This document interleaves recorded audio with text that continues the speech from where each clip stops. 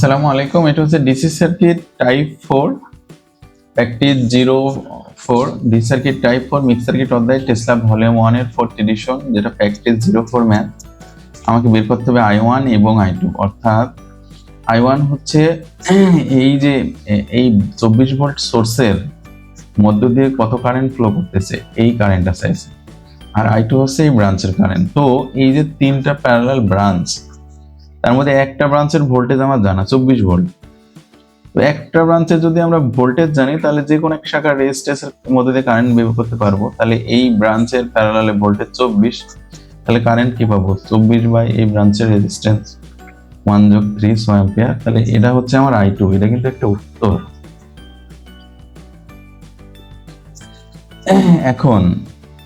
এখন আমি I2 পেয়ে গেলাম।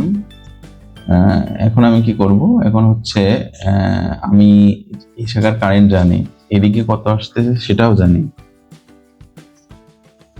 2 অ্যাম্পিয়ার কারেন্ট আসতেছে। তাহলে আমি এই কারেন্টটাকে বের করতে পারবো না। কারেন্টটা যেহেতু আমি এই প্রান্তে যদি কেসিএল অ্যাপ্লাই করি, আমার আগত কারেন্ট I1 এবং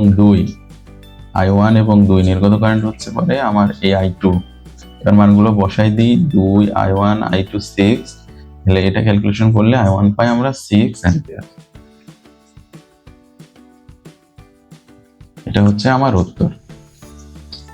তো ঠিক আছে, থ্যাংক ইউ সবাইকে। আসসালামু আলাইকুম। আপনাদের যদি কোনো প্রশ্ন থাকে তাহলে কমেন্ট বক্সে জানাবেন।